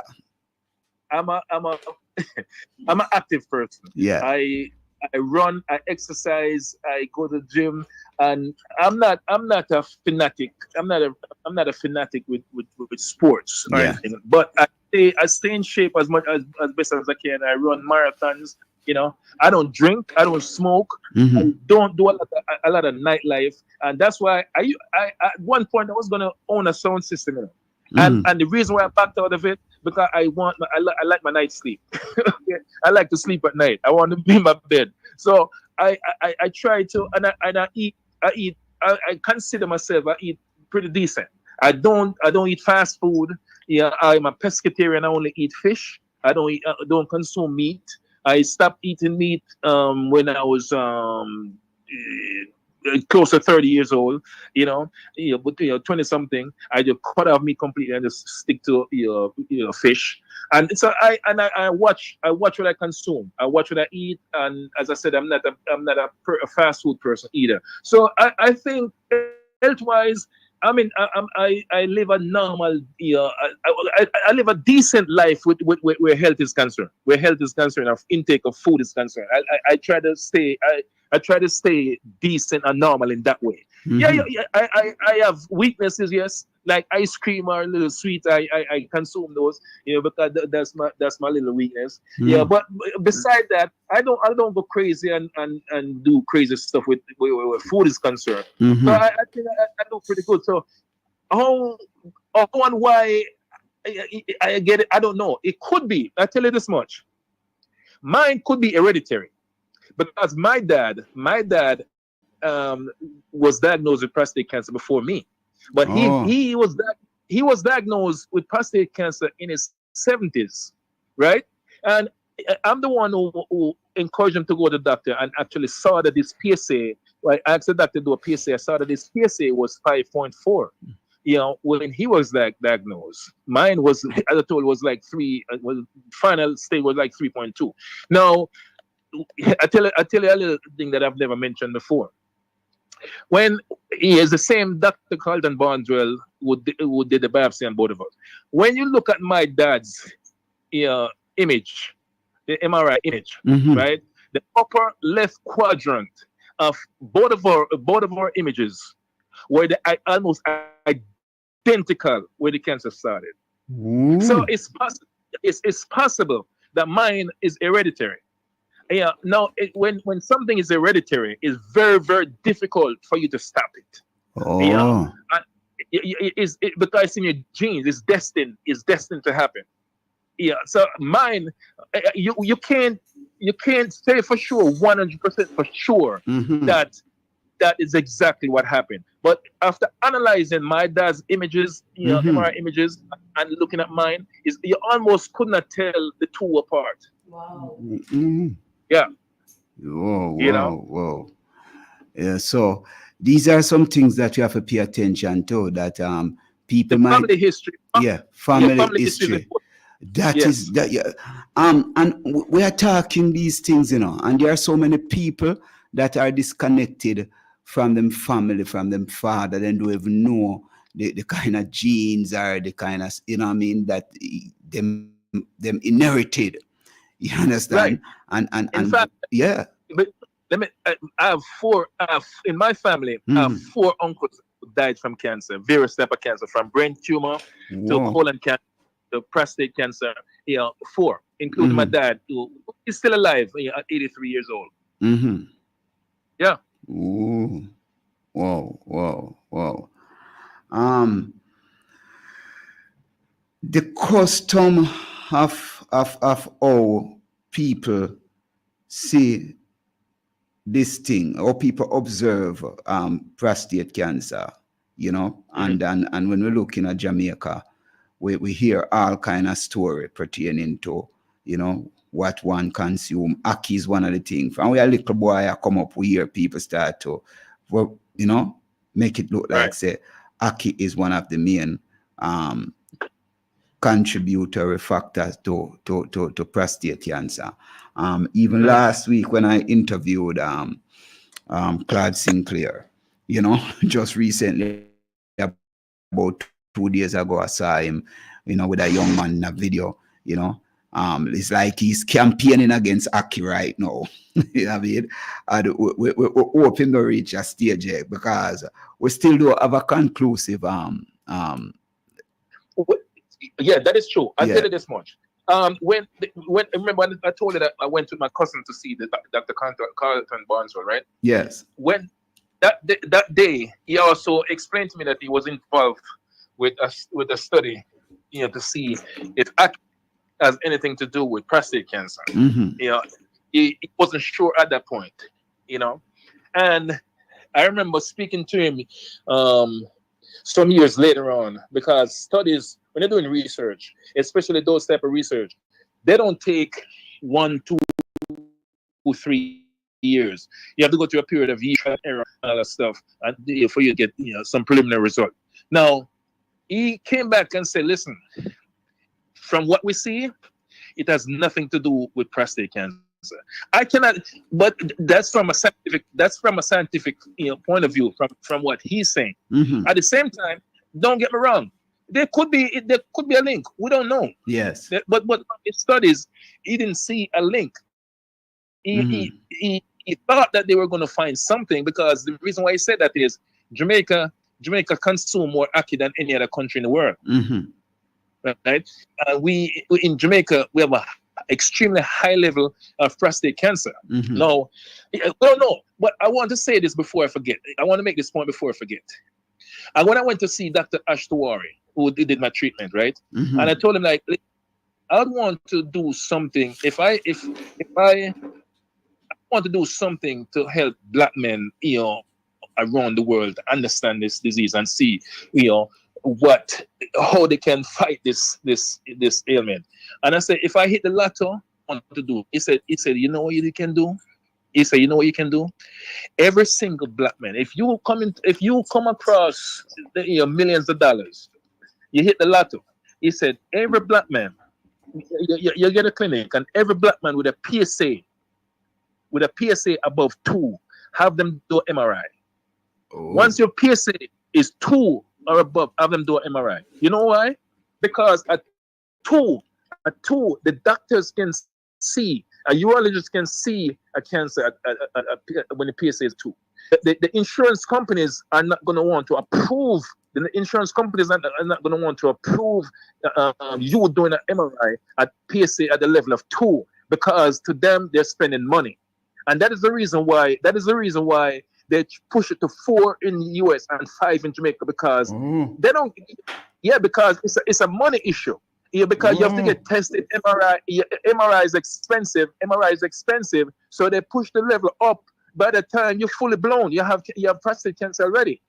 Mind you, if Dr. Carlton Barneswell didn't do a biopsy with me at stage 3, PSA 3, he wouldn't have seen it. And Dr. Ash Tawari is letting me know that at 2, the MRI can see it at 2. The MRI can see it at 2. Yes, the MRI can. If cancer is in your prostate, yes, and you have a PSA at 2, the MRI can pick it up at 2. But insurance companies, you're not gonna. I don't think you're gonna find an insurance company who's willing to authorize payment, authorize you doing an MRI with a PSA of 2. You better believe that. Yeah. You're not gonna find that. They're gonna fight it. Whoa. DJ Gaddafi said, let me find it. It is important. You have to have confidence in your doctor. That's what he's saying. How important it is, yeah, because that is a thing. Yeah. How important it is, Professor X, to have that kind of confidence in a doctor. You should. Well, I tell you, you know what the problem is? It's not even a matter of you having confidence in the doctor. You know what the main problem is with us as men, us as human in general. We think and believe that doctors are. It's like you're scared if a doctor tell you something, like in prostate cancer, you go and doctor say, okay, this is what happened to you. We're gonna recommend you do radiation or or whatever type of treatment. You name it. Seeds is a radiation seed that can implant. The whole scientific stuff I don't want to get too much into right now. But the bottom line is, men in general don't really question their doctors. They go to the doctor tell them something, and they say, okay, doc. And if doctor says, okay, I want to do this next month or that, and a lot of them just say either they go or they refuse to go. They don't question the doctors or the healthcare professional and say, okay, let me do my own research. To see who's in this field, who has more experience in this field, what type of treatment is out there, all that stuff. A lot of men don't really take the time to do that. You see, you get my point? Yeah. And that's a problem. You spoke to me when we talked, about the procedure of the surgery, and the whole thing of and Mr. DJ Gaddafi mentioned it yes again, that a bad doctor can cause you impotent, right? All right, okay. Let me get into that. So it's true. You know what? It's true, because I've known, and that is the main reason. Listen to me. That is the main reason why I was so anal about finding the absolute best doctor that I could find, because I've known guys who that have happened to become impotent because the doctors.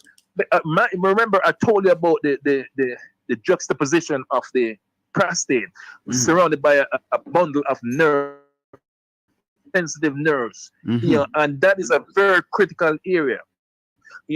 And if the doctors, make the wrong move, trust me, you're gonna have some serious issues.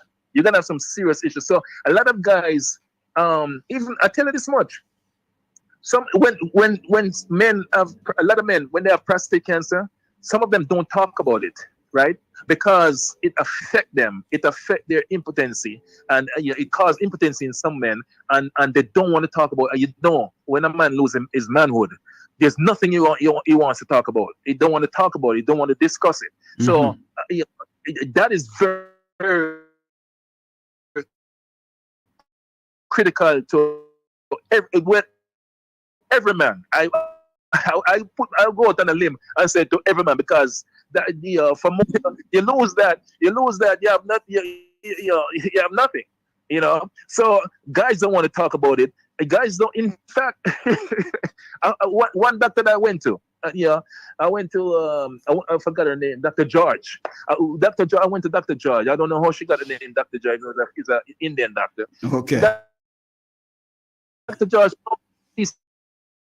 when she diagnosed this Jamaican guy with prostate. It was gonna affect him because it was at a late stage. He said, "Doc, I have a young wife. I can't do that." And she said she was shocked. So she said, we're saying to ourselves, so if you're gonna die if you don't take care of this, so you don't think someone is gonna take care of her? Of course. Yeah. So it is something that you should try to take care of. Don't wait. Don't tell us foolishness. You have a young wife and you don't want to take treatment. Some guys are that, and they refuse to move. They refuse to do anything. It's amazing. Mm-hmm. There's one other thing as you talk about health insurance, and and what we're looking at Jamaica is few people, and maybe that's why it is so high in a country like Jamaica. Right. It's few people, who can really afford, health care or health insurance, Right. and the whole cost of examination and all of these tests and the stigma of the examination, These are some of the things that we have to pay attention to, why it may be so high in Jamaica, because me never even go as far as to ask you the cost of these tests, that you well, the thing is, to be honest with you, here the insurance company took care of the I don't even know how much it costs. I really and truly I don't. Out of pocket overall, it probably cost me $500 US. But that was just a copay. Now the thing is, in Jamaica, yes, they do a lot of the digital tests, and it's because it's cheaper. Mm-hmm. It's cheaper to do a finger test, digital test in Jamaica. Now, if I was in Jamaica at the time, I wouldn't have got diagnosed, because when the doctor after I did the PSA and it came back positive, and then the Gleason score was high and aggressive with an aggressive form. My prostate was still not even with test. It was still normal. The doctor was like, wow, your prostate is still normal even with a digital test. So I would not get that diagnosed. Wall up there, so right there, so that's why even in Jamaica, most man I go literally find out when it may be gone. Late. Yeah. Yes. I tell you something else. I know you heard it. You grew up in Jamaica and you heard Mr. Joe of Stoppage Water. Mr. John of Stoppage Water. Yes. Okay. You know what is Stoppage Water? Stoppage Water, for the most part, most of those men have prostate cancer and don't know hate that. Right? Yeah. Because the prostate, once you start to the cancer start to inflame, start to expand, before it even metastasize, right? Yeah. It inflame the prostate and cause it to be swollen. Mm-hmm. Now the uretary tract, the urethra, there's a tube that runs through the middle of the prostate. Yes. That carries the urine. When they go to urinate, some of them cannot urinate. It is trickling out, and it's trickling out and that's why they said they have stoppage of water, because it choke off the urine, and they take a long time for urine to trickle out. And you know what they said? them stop eat black pepper causes. Ah, That's a silly. Listen to me. As a person who study biology, let me tell you something. That's the dumbest thing in the world you could ever say about black pepper cause. Because it's garbage. Anyway, you hear that, it's foolishness. No, but and the professor, you see, the garbage is so overwhelming in Jamaica, rampant, because enough man. From we are little boy, we are grow up, you know. We are here say boy, don't eat a whole heap of black pepper. And let us show you rampant the foolishness is, you know. All right, listen, let me say this. Let me say this. A lot of us growing up as little boy, piss on the ground, sidewalk anywhere. Yeah. Have you ever seen a black pepper grain come out? Have you ever seen anything black come out there? No. Some of them do it to the black. Okay. Nothing go so about black pepper cause. It's foolishness. Boy, I tell you. You know, but this is something, and this is what we're saying, you know. I was just saying it earlier on, you know, pertaining to healthcare and what a lot of us going through as a people. Let me stop you. Hold a point. Let me just finish the part about the black pepper. Yes. When you eat, right, the blood immediately leaves from your stomach, filters. It goes to the liver, you know. It goes to the liver, and it also filters to the kidney. The kidney is the final filtering process stage before it even before you urinate. So that process is so effective. That process, and not unless you have a serious kidney issue, liver issue, dietary issue, you're not gonna find any food particle crossing over those membranes to come out in your urine. I just want to make that very clear. That's why it's almost it's impossible for you to see the black pepper in your urine. Okay. Anyway, continue. I didn't mean to stop you. Let me give thanks that you as a biologist, because these are things. That's why I said to you, I believe every human being, seeing one subject where everyone should have studied, you know, two, right. Physiologist and biology, see, because it is about your structure. You must know your body. You must understand your body. You must at least can, you know. But I don't believe them would pay much attention to it, because maybe to stop the whole medical industry if you start to understand how your body function. I think the biggest problem now, to be honest with you, the biggest problem is for insurance company, and for insurance company to lower to the government. The government should increase the pressure on insurance company to lower that threshold from 4 or 5 to do an MRI at 2. To them, they're looking at it as a waste of money if you do that 2 and you do not have prostate cancer. But guess what? You're saving lives. You say, because more guys, they'll see that more guys have it at 2 than when they reach 4 when it's fully blown, or 5. You get what I'm saying? So I would say the government, people,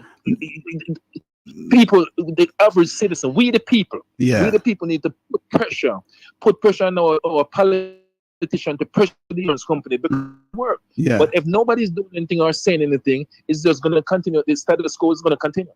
Yes, but then again, as I look upon what you said, you know, the kind of tests that available in the United States, plus the kind of tests that available in third world country, you know what I mean? Yes.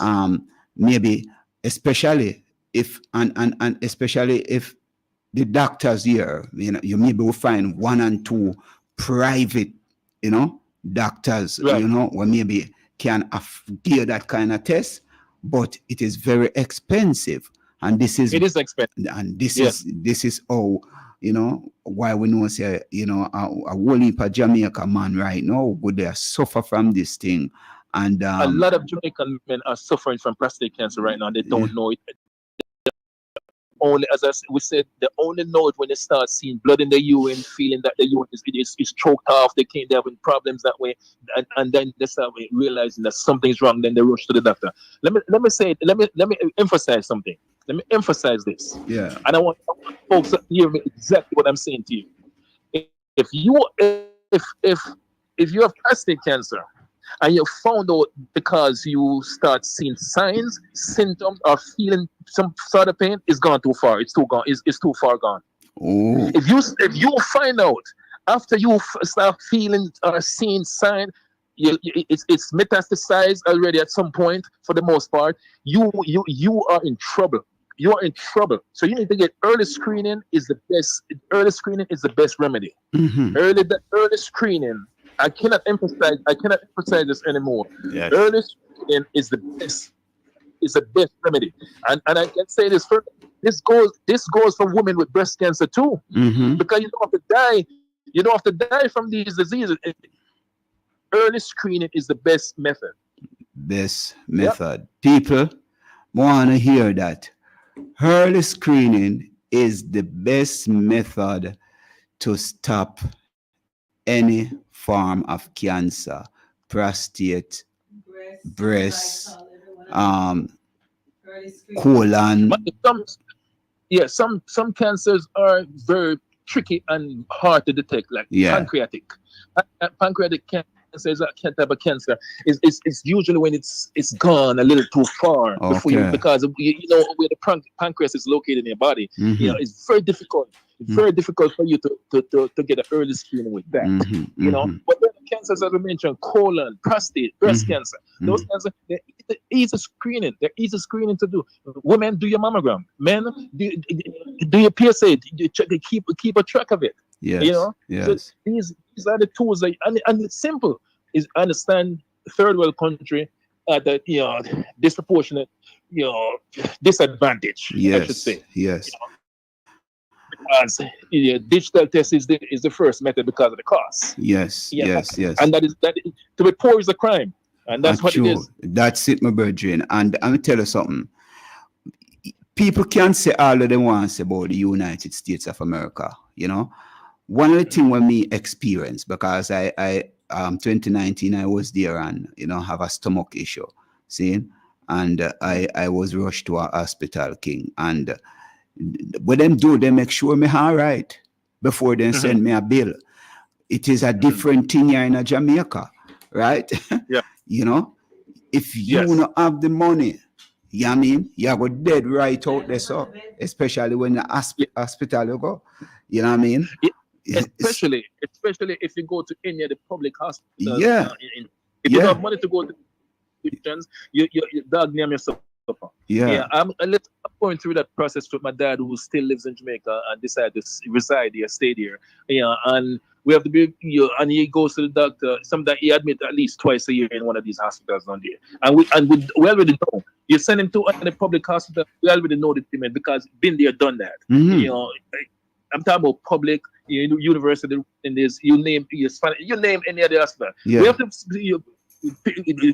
Fortunately, we can afford to send him to these private hospitals, and I'm not gonna say they're the greatest, but it definitely a lot of steps above the public hospital. Yes. Well, my brethren, we give thanks, we give thanks for you to come on and share your journey, your experience, because I hope, whoever listening right now, just move and go get your tests, do your early screening, because, this thing serious.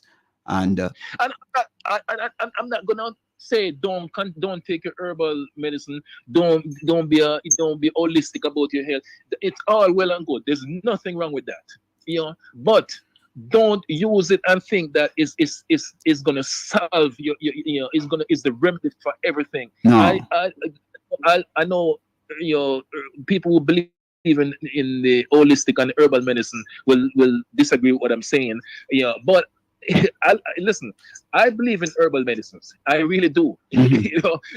I'm not gonna say I'm gonna take in my case or in anyone else's case where cancer is concerned. I'm gonna go that route unless I really see that I'm at a stage where Western medicine can't help me like that. Yeah.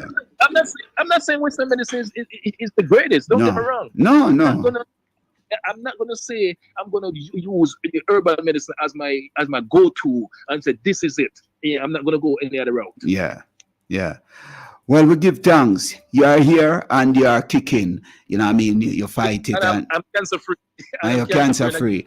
And Yes, and since that though, since the whole operation and thing, you change your lifestyle, you My sex life not change, but activities. Well, that is on top of the list. I've been running marathon ever since. All right, continue to keep yourself fit, my brethren. You know what I mean? Yes. We hope one next time we can have you to talk about that thing. Give have a price. Respect, man. And thank you and your co-hosts and all the folks at the station. All right. Yeah, just give. Yeah, man. I'm blessed. Bless up everyone. Love and light, my brethren. Yes, we give thanks to all the people who tune in. Those and we want to piggyback on the conversation. Mm-hmm. Remember that the Rotary, yes, the Rotary Club of Falmouth, yes, and Omega Medical Urgent Care, they'll Falmouth on the 17th, on Tuesday the 17th. Yes, Prostate Health Forum. right. Everyone is invited. Yes. It starts at 6:00 sharp, and this would be at Glistening Waters. We all know where Glistening Waters is. Yes. So that's Tuesday, September 17, starting at 6:00 sharp, Glistening Waters. Too many of our men are dying. Yeah. Too many of our men are dying due to prostate cancer. So come on out and be educated about your prostate. Ladies, take your husbands, your dad, your brother, partner to this forum. Knowledge is power. And some of our doctors will be there. I see Dr. Roger, I see Dr. Shirley will be on the panel. Yeah. I see Dr.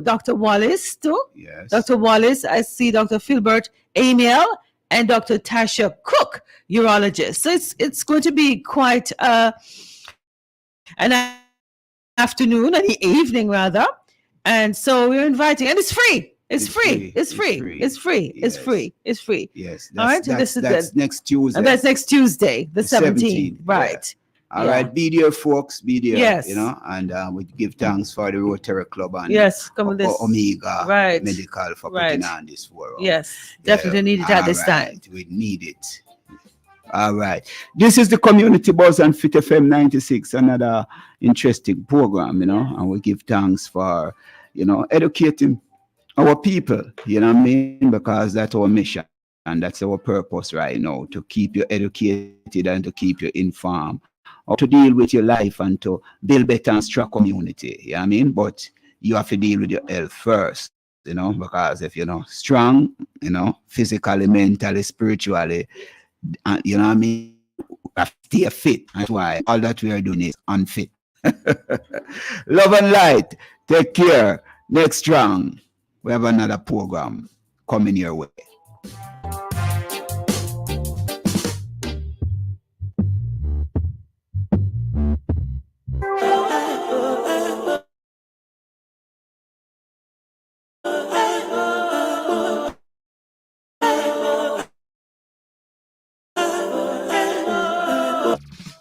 Blessings and light. This is Imara, the musical revolutionary. You're host on the Community Buzz on Fit FM 96.7.